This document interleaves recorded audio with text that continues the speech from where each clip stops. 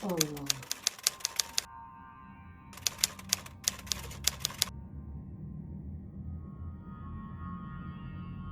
Assalamualaikum warahmatullahi. Assalamualaikum warahmatullahi. Mang Sukir. A'udzu billahi minasyaitonir rajim. Bismillahirrahmanirrahim. Assalamualaikum warahmatullahi wabarakatuh. Kembali lagi bersama Mang Sukir.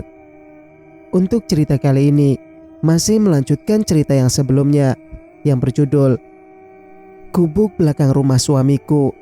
Cerita ini ditulis oleh Cahaya Putri. Dan bagi teman-teman yang ingin membacanya secara langsung, bisa langsung kunjungi link yang saya sudah sertakan ada di deskripsi. Oke, bagaimanakah untuk kelanjutan cerita kali ini? Ini dia kisahnya. Selamat mendengarkan. Aku pun menoleh dengan sangat perlahan sekilas melihat Mas Wahyu yang sedang berjalan sendirian menghampiriku.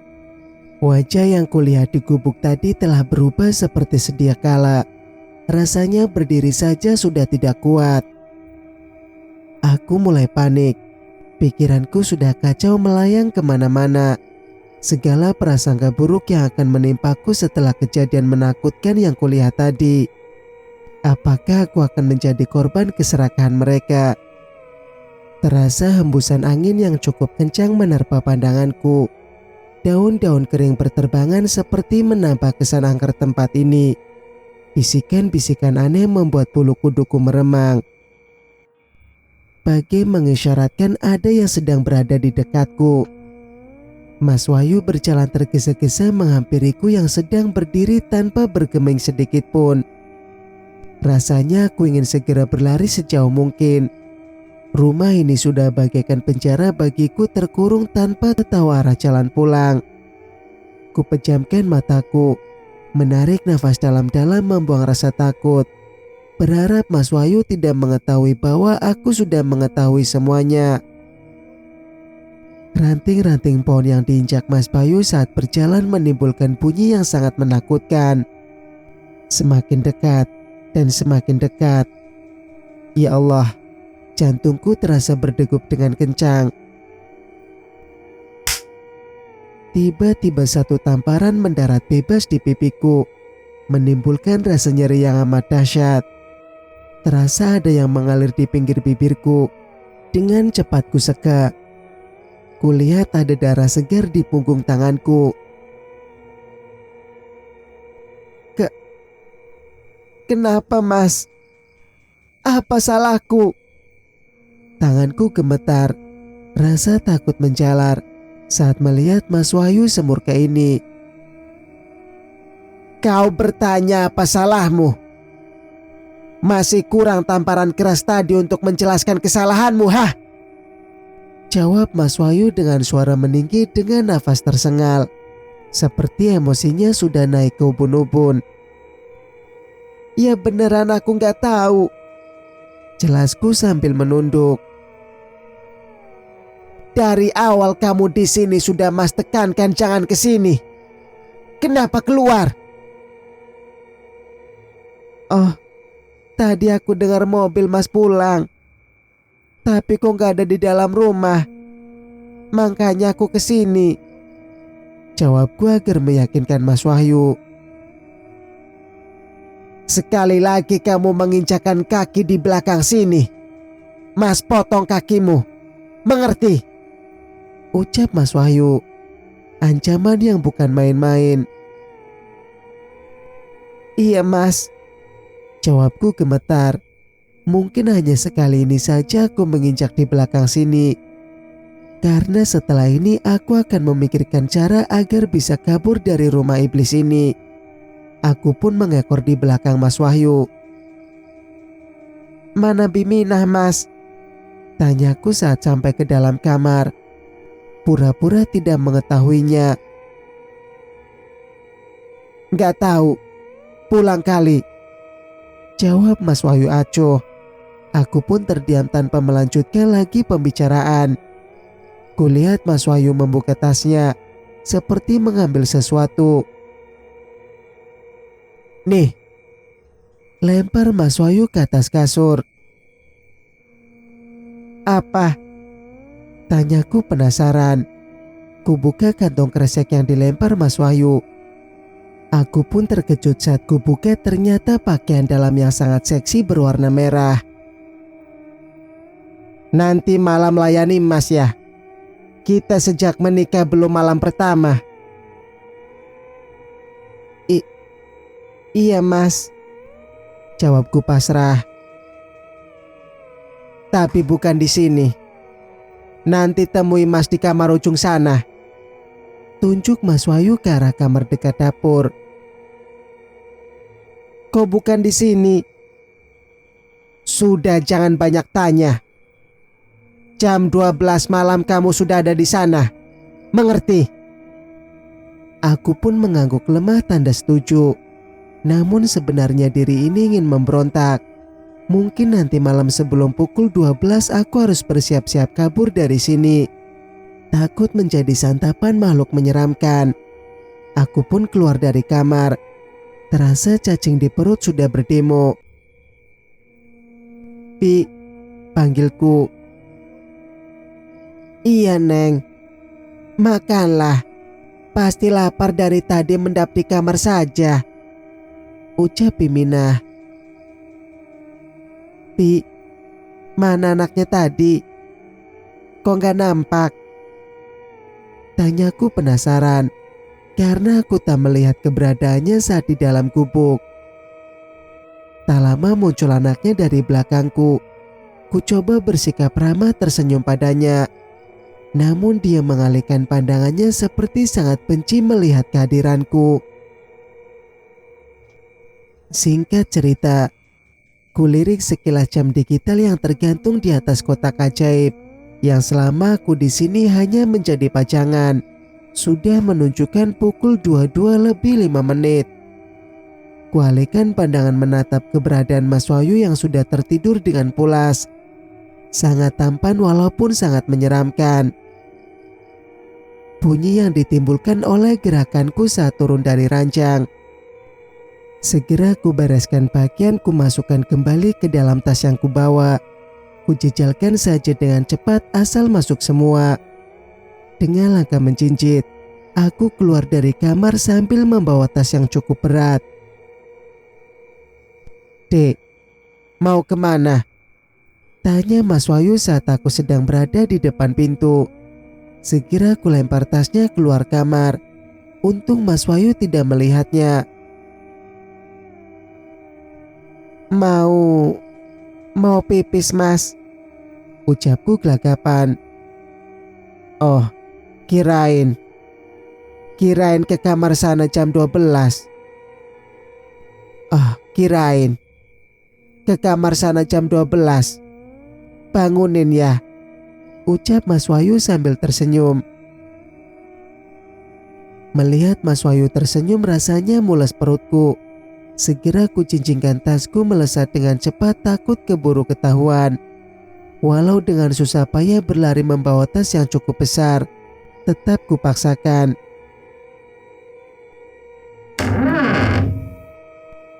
Bunyi pintu utama saat kubuka.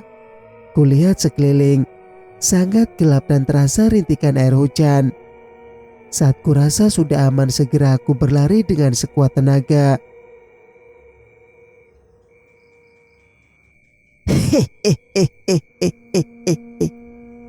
"Mau kemana?"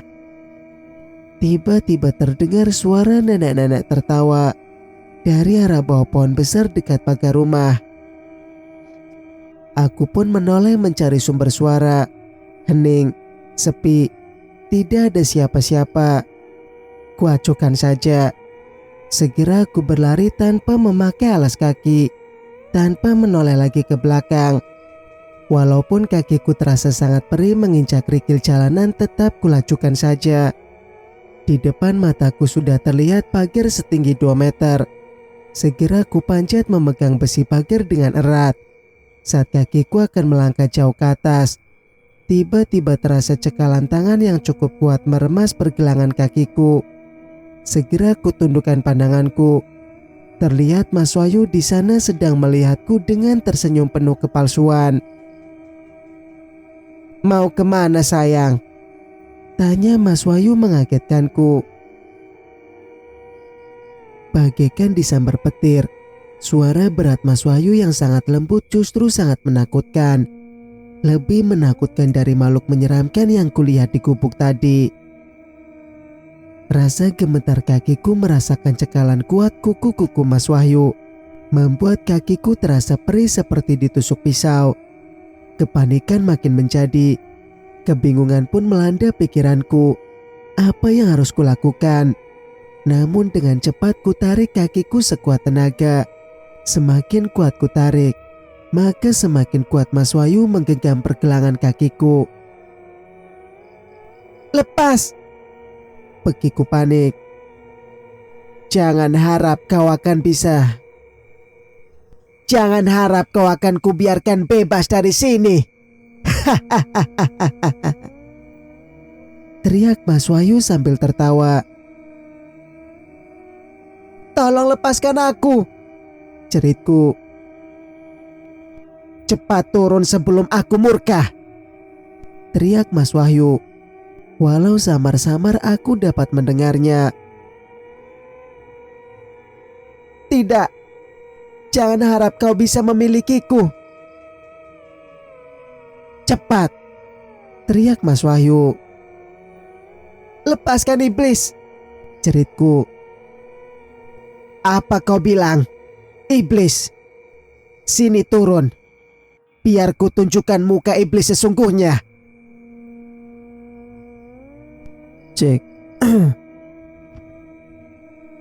"Bismillahilladzi la yadurru ma'asmihi syai'un fil ardi wala fis sama'i wa huwa sami'ul alim," ucapku dengan fasih. "Ya Allah, tolonglah hambamu." Segera ku tarik lagi. Terlepas.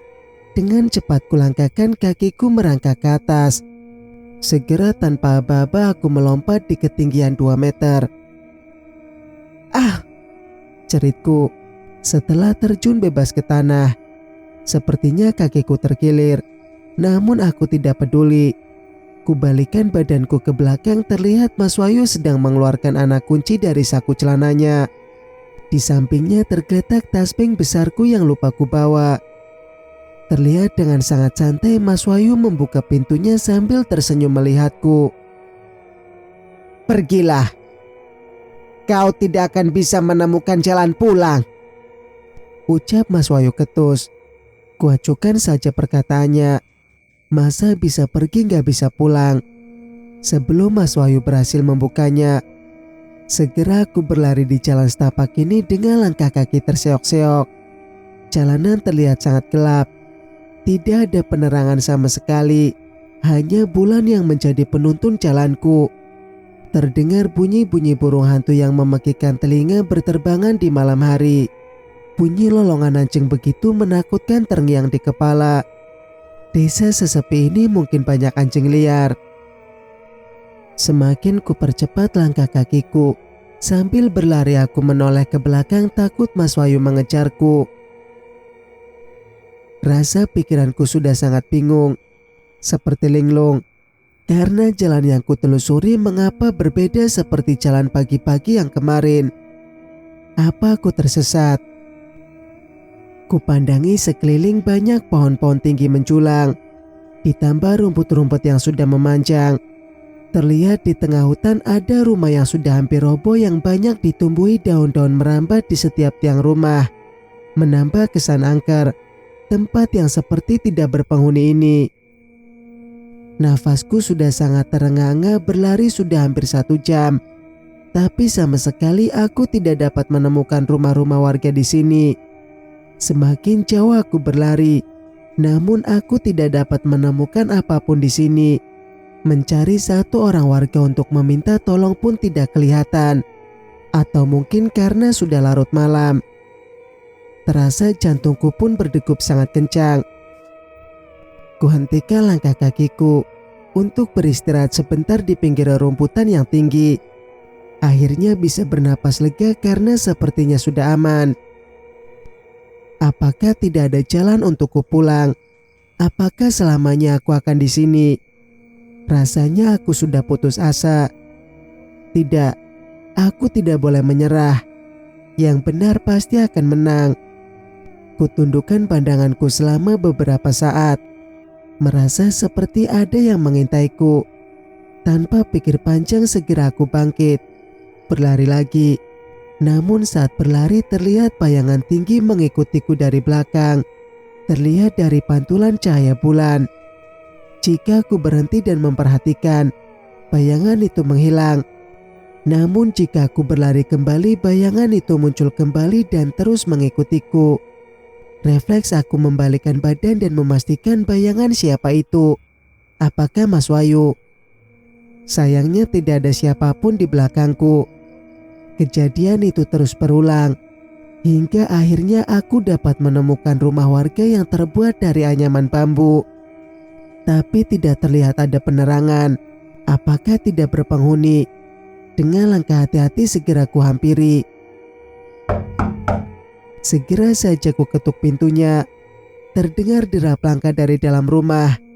Semakin mendekat pintu, terlihat cahaya redup, seperti penerangan dengan lilin. Rasa gemetar tubuhku saat menanti pintu dibuka. Aku melangkah mundur, jantung berdegup kencang. Mata menutup secara refleks. Tiba-tiba, terdengar dia memanggilku. Neng, Neng, Neng Ayu. Aku pun terdiam mematung. Rasanya mulutku terkunci rapat untuk berbicara. Sungguh tak menduga bahwa ini rumah Bi Minah. Iya Bi, sahutku. Mari masuk, ucap Bi Minah. Tanpa bertanya kenapa malam-malam aku bisa sampai di sini. Saat ku coba melangkahkan kaki, namun terasa sangat berat. Ayo masuk, ajak Bi Minah sambil menggandeng tangan kiriku. Kulangkahkan kakiku dengan sangat hati-hati. Bi Minah menuntunku duduk di kursi anyaman rotannya. Jangan takut Neng, duduklah. Aku masih terdiam sama sekali tidak menyaut setiap kali Bi Minah bicara. Tunggu sebentar. Bi Minah pergi ke belakang. Sementara aku hanya terdiam dan kebingungan mengapa bertemu di rumah Bi Minah. Apakah aku aman di sini? Tiba-tiba terasa ada angin sejuk membelai tubuhku. Namun kesejukannya membuatku merinding. Tak lama Bi Minah masuk dari ruangan yang dibatasi dengan tirai sambil membawa nampan berisi 1 gelas air putih. Nih, diminum dulu Neng, ucap Bi Minah sambil menyodorkan air minumnya seraya duduk di sampingku. Segera ku teguk airnya sampai semua tandas. Kuletakkan kembali gelasnya di atas meja. Terlihat Bi Minah menatapku sangat tajam. Kenapa kaburnya malam begini? Kenapa nggak nunggu besok? Sangat berbahaya di sini kalau keluar malam-malam. Banyak binatang buas yang akan menerkammu. Tutur Bi Minah tiba-tiba memecahkan keheningan malam. Kok Bibi tahu aku kabur? Tanyaku. Sebenarnya aku takut jika Bi Minah sudah bersekongkol dengan Mas Wahyu. Namun sebelum semuanya terungkap, biarlah aku bermalam di sini. Iya. Ya nggak mungkin malam-malam begini keluar sendirian. Kalau nggak kabur. Aku hanya bisa diam tanpa menjawab lagi. Sambil mataku mengitari seluruh sudut ruangan. Ketakutan masih menderaku. Getaran kakiku begitu terasa. Sudah, jangan takut. Kamu akan aman bersama Bibi di sini, ucap Bi Minah seperti tahu yang kupikirkan. Beneran, Bi. Aku sungguh sangat takut jika Mas Wahyu dapat menemukanku di sini. Nanti kalau Mas Wahyu datang ke sini, kamu bersembunyi saja di kamar belakang, ucap Bimina seraya menunjuk ruangan di perbatasan tirai. Iya, Bi. Bibi itu sebenarnya kasihan sama kamu, Neng, ucap Bimina. Kasihan? Maksudnya, Bi? Tanyaku penasaran, karena aku sendiri tidak tahu ada rahasia apa di balik semua kejanggalan yang aku lihat. Sebenarnya Wahyu itu, ucap Bimina terputus. Terdengar ketukan yang sangat keras mengagetkanku. Terasa lemah seluruh sendi-sendiku. Cepat, pergi ke sana, perintah Bimina dengan ekspresi terkejut sambil mengarahkan tempatnya. Mina, teriak seseorang dari luar. Rasanya aliran darahku berhenti mengalir karena aku sangat hafal suara siapa di sana. Segera aku berlari ke dalam kamar berukuran 3x4 ini. Segera aku meringkuk di bawah rancang kamarnya Bimina, tanpa anaknya yang sedang tertidur pulas. Tak lama, terdengar derap langkah masuk ke dalam rumah. Kenapa Mas malam-malam kesini? Terdengar pertanyaan dari Bimina. Ayu kabur dari rumah. Makanya ku cari sampai ke sini. Kamu melihat gak? Oh, kabur. Anu Mas, aku gak melihat. Dari tadi aku di dalam saja. Wah! Terdengar kemarahan Mas Wahyu. Ayo bantu cari. Bisa marah peminta tumbalnya kalau Ayu gak bisa ditemukan. Tunggu di sini Mas. Aku ke kamar sebentar. Peminta tumbal, ucapku lirih. Apakah aku hanya dijadikannya tumbal? Tumbal apa? Pasti kekayaan. Karena hanya itu yang ku ketahui dari dulu. Aku pun mengintai dari bawah ranjang melihat adakah yang masuk. Di kamar ini hanya lampu Petromax sebagai penerangannya. Tap, tap, tap. Terdengar derap langkah yang semakin mendekat ke dalam kamar. Tirai pun disibakan. Sepasang kaki yang tidak ku kenali masuk ke dalam kamar. Berjalan mengitari rancang ini berulang-ulang, membuatku sangat ketakutan. Detak jantungku berdetak tidak karuan. Tiba-tiba dia duduk. Refleks segera ku tutup wajahku tak sanggup jika makhluk menyeramkan yang muncul. Setelah beberapa saat ku angkat wajahku, hilang. Tidak ada siapapun di depanku. Astagfirullah. Terasa tetesan air mengalir di kedua pipiku. Pikiranku melayang jauh terbayang-bayang kedua orang tuaku. Rasa rindu telah membuncah dalam dada. Mereka pasti yang akan terdepan merengkuh tubuhku saat sedang terpuruk. Seolah-olah nyawaku sudah di ujung tanduk. Apakah aku bisa keluar dari tempat terkutuk ini? Tak lama sekitar 1 jam, terdengar kembali derap langkah seseorang. Namun aku tahu pasti itu Bimina. Benar dugaanku, kain jarik yang dipakai Bimina terlihat dari bawah ranjang. Neng, keluarlah. Mas Wahyu sudah pulang. Iya, Bi. Segera aku merayap maju ke depan menemui Bimina. Bagaimana, Bi? Sudah pulang?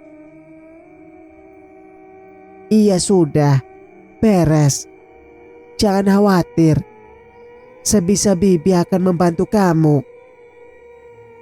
Sebenarnya Bibi sudah muak dengan keserakahan Wahyu. Semua gadis polos dia jerat. Beruntung kamu sekarang bisa kabur. Yang lainnya tidak ada yang bisa selamat apalagi berlari dari kejaran maut Wahyu. Ya Allah, sudah banyak Bi, ucapku ketakutan. Iya, sudah lama Bibi pengen kabur dari sana, tapi selalu diancamnya. Terus apa hubungannya Bimina dengan Mas Wahyu? Saya istri pertamanya, Neng. Ternyata benar dugaanku, lirihku. Sudah, jangan pikir macam-macam. Kamu tidurlah. Besok Bibi antar sampai ke jalan kota. Mataku pun berbinar sambil menatap Bimina. Ternyata Bimina tidak seperti yang kuduga. Beneran, Bi? Iya, Bibi akan jadi petunjuk jalanmu. Karena jika kamu berjalan sendiri selamanya tidak akan menemukan jalan pulang. Pikiranmu sudah dikacaukannya. Jangan lupa meminta pertolongan Allah biar kamu terbebas dari jeratnya. Makasih Bi, ucapku terharu sambil memeluknya. Namun tubuh Bimina terasa sangat dingin. Astagfirullah, ucapku tersentak kaget. Segera berangsur kulepaskan pelukanku. Mungkinkah karena Bimina juga ketakutan sampai badannya begitu dingin? Atau jangan-jangan... tidak. Ayo naik, kita tidur di atas ranjang. Bibi sudah mengantuk. Iya Bi, ucapku seraya melangkahkan kaki menaiki ranjang setinggi dengkul dewasa. Aku berbaring di sisi paling kanan, berada tepat di samping dinding anyaman.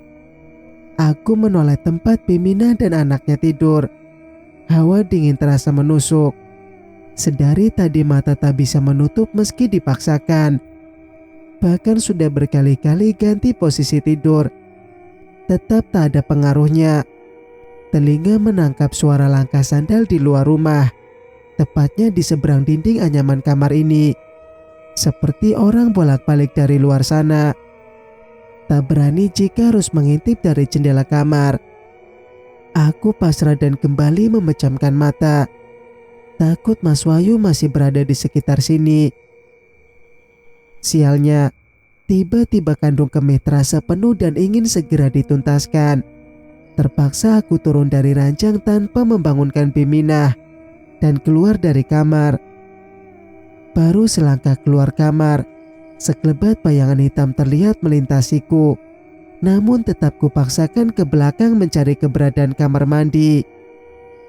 Sialnya, saat ku cari-cari tidak ketemu. Segera saja ku buka pintu dapur. Terlihat di depanku sebuah bilik. Dengan perlahan kulangkahkan kaki ke sana. Terlihat, ternyata hanya ditutup dengan tirai. Aku segera masuk. Tanganku mulai meraba-raba gayung di sebuah gentong berukuran besar. Usai buang air kecil, segera aku mengambil air wudhu. Dingin, air sumur di desa ini benar-benar segar bagaikan air es. Gak kebayang kalau mandi pagi rasanya kayak apa. Tulang-tulangku sampai ngilu ketika ku basahkan beberapa kali. Namun ini sedikit membantuku agar tidur bisa lebih nyenyak nanti.